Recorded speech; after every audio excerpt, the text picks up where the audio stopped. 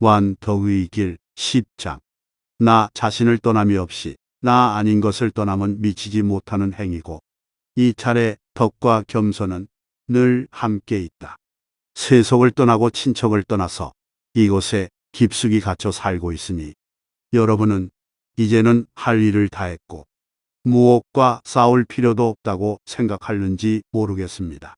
그러나 아닙니다. 자매들이여, 마음을 놓아서는 안 됩니다. 잠을 자서는 안 됩니다. 집안에 들어있는 도적을 그냥 둔 채로 도적이 무섭다고 문을 꼭꼭 닫고 편안히 누워있는 사람이 되어서는 안 됩니다. 아시는 바와 같이 집안 도적은 그중 나쁜 것이고 그것은 바로 우리 자신인 것입니다. 그러기에 누구라도 조심을 게을리하여 내 뜻을 끊고 무엇보다도 중요한 이 일을 살피지 않으면 별의별 일들이 생겨서 영신의 거룩한 자유를 박탈할 것이고, 그리하여 우리는 진토와 납덩이에 짐에 눌려 하느님께로 날아갈 수 없게 될 것입니다. 여기에 대한 효과적인 방법은 일체가 허무요 모든 것이 무상이라는 것을 늘 생각하는 것입니다. 덧 없는 것에서 정을 떼고 다함이 없는 것에 정을 두는 일입니다. 이것은 변변치 못한 방법 같을는지 몰라도 실천해 나가다 보면 영혼을 아주 굳세게 만들 것입니다. 작고 작은 것에라도 행여정을 붙일까 조심을 하고 힘써 마음을 하느님께로 돌리면 주께서는 반드시 도우실 것입니다. 당신이 이 집에다가 우리를 불러주신 것만도 벌써 큰 은혜고 당신 하실 일을 다 하신 셈입니다. 그러나 우리는 우리 자신을 떼어버리는 일이 아직 남아 있습니다. 나 자신을 떠나야 한다는 것, 나를 끊어버린다는 것, 이것은 정말 힘든 일입니다. 우리는 너무나 자신한테 집착하고 자기를 너무나 사랑하는 경향이 있습니다.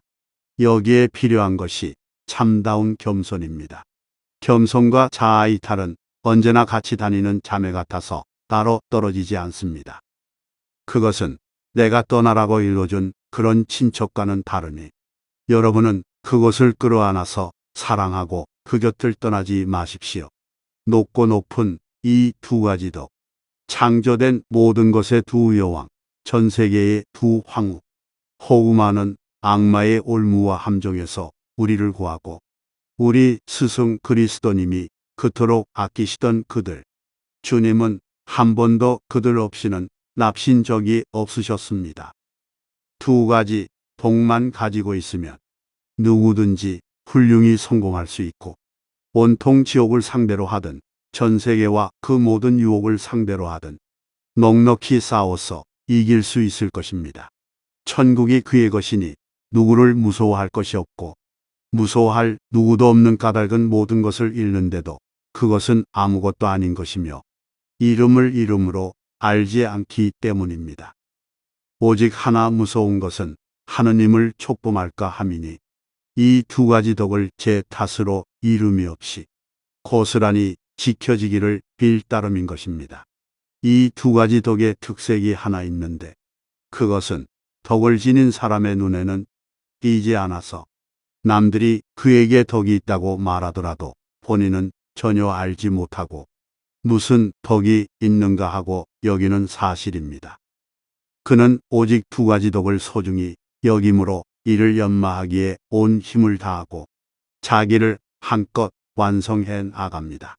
두 가지 덕을 지닌 사람은 아주 표가 나는 법이라서 본인이야 추워도 드러낼 마음이 없지만 그와 접촉하는 사람이면 즉시 깨닫게 마련입니다. 나 같은 주제에 겸손과 극기를 가려 말한다는 노릇이 얼마나 어울리지 않습니까?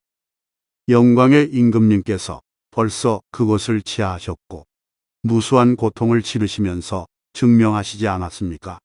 사랑하는 따님들이여, 바야흐로 이집트의 땅을 벗어날 시기는 왔습니다. 힘을 냅시다. 두 가지 덕만 얻는 날엔 만사를 얻을 것이니 만사가 다 맛깔스러울 것이고 세상 사람들은 쓰다 할지라도 여러분에게는 달리달 것입니다. 우선 힘쓸 일은 우리의 육체에 대한 사랑을 깨끗이 없애는 것입니다. 어떤 이들은 본성의 응석을 지나치게 받아주기 때문에 수도원에 사는 것이 적지 않은 고생인가 하면 또 어떤 이들은 육체를 너무 아끼기 때문에 고생을 하기도 합니다. 이것은 특히 수도자의 경우 그렇지만 수도자가 아닌 사람도 마찬가지입니다. 또 어떤 수녀들은 수도원에 들어온 목적이 딴 데 있지 않고 오래오래 사는 것이 목적인 것처럼 그 일에만 힘쓰는 듯이 보입니다.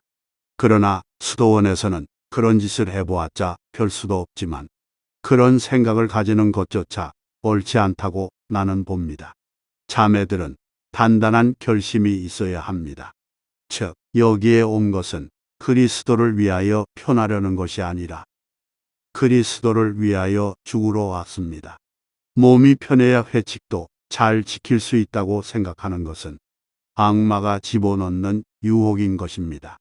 건강에도 힘쓰면서 회칙을 지키겠다는 생각은 좀 그럴싸하게 들립니다만 그런 모양으로 지키다가는 한 달은 고사하고 하루도 온전히 못 지킨 채 죽고 말 것이니 그럴 바에야 못하러 수도원에 왔는지 나는 그 이유를 모르겠습니다.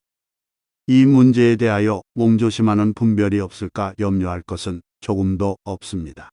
그런 일은 거의 없을 것이며 오히려 고행을 지나치게 하기 때문에 죽지나 않을까 하고 우리 걱정을 먼저 해주시는 고해의 신부가 있습니다.